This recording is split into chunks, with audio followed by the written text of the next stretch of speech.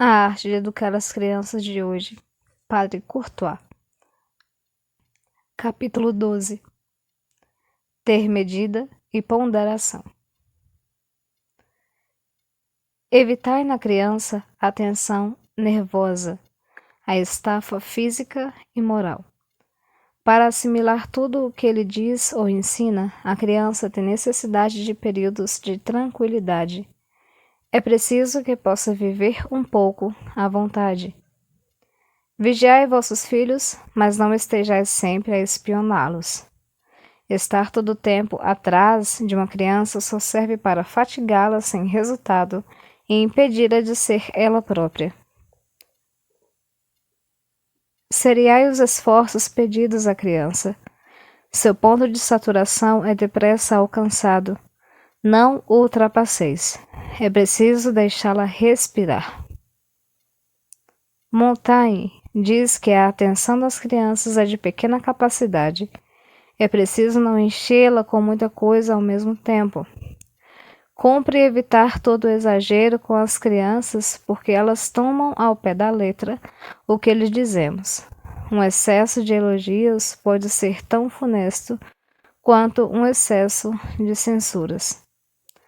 Não procureis amedrontar uma criança.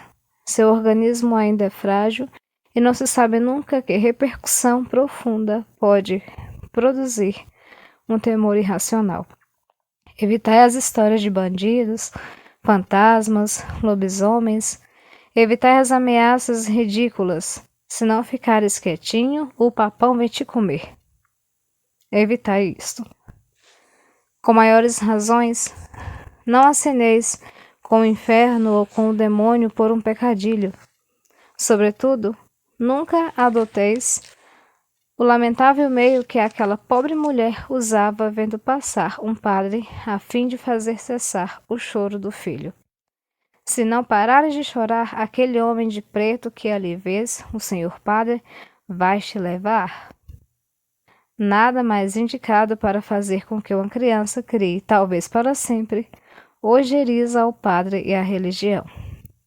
Grave erro psicológico é apresentar Deus como um pai de palmatória. Estás vendo, menino? Foi bem feito. Desobedeceste, papai do céu te castigou. Isso não é bom. A criança não tardará a perceber que Deus nem sempre sanciona de imediato nossas faltas.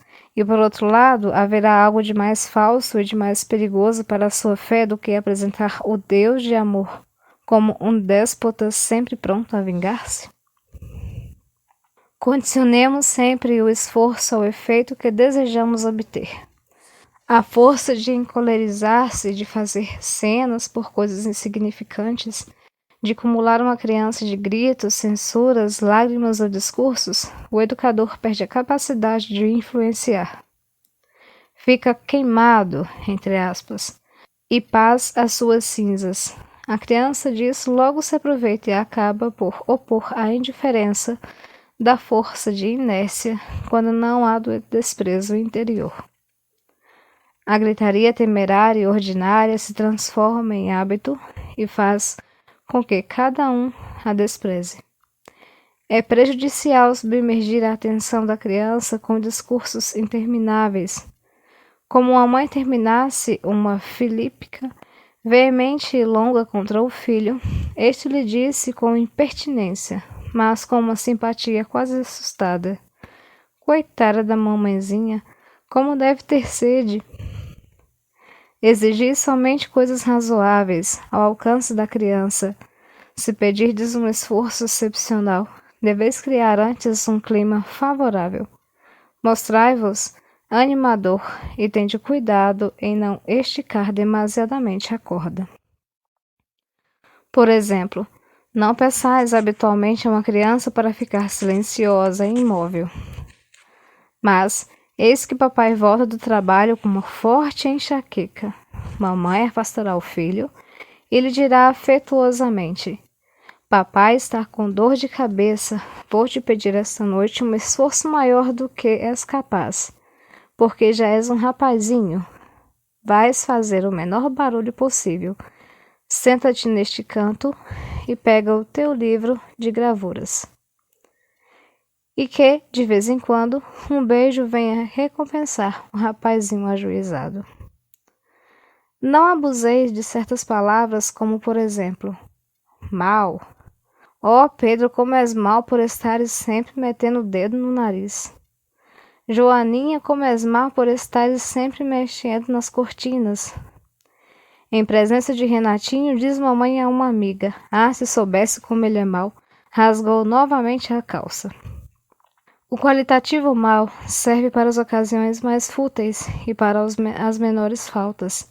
Como exigir que Pedro, Joana e Renato, agraciados com o nome de maus durante o dia inteiro, por futilidades que não têm a menor relação com um desvio moral ou um vício de caráter, possam ter uma noção razoavelmente equilibrada da verdadeira maldade. A criança atribui às coisas o valor e a importância que lhes dão os pais. Assim, é necessário que os pais tenham senso das proporções e não atribuam ao acessório a importância do principal. Certas aprovações demasiado vivas podem falsear interiormente a perspectiva moral de seres demasiado jovens para que estabeleçam uma própria escala de valores. Por exemplo, não se deve dar importância maior a um prato quebrado, uma calça rasgada, uma porta mal fechada, do que uma desordem moral como a mentira, a teimosia e a crueldade. Ainda muito jovens, as crianças têm o sentimento da própria dignidade. É preciso respeitá-la. Certas humilhações públicas podem dar origem a complexos de inibição ou de misantropia que perseguirão a criança a vida inteira. Há mães que têm o hábito de dizer aos filhos: todo mundo está te olhando, deves ter vergonha.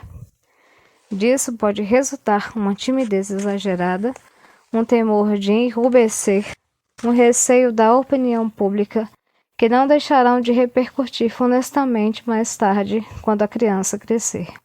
Dois complexos são igualmente perigosos: o sentimento de superioridade e o sentimento de inferioridade ou insuficiência.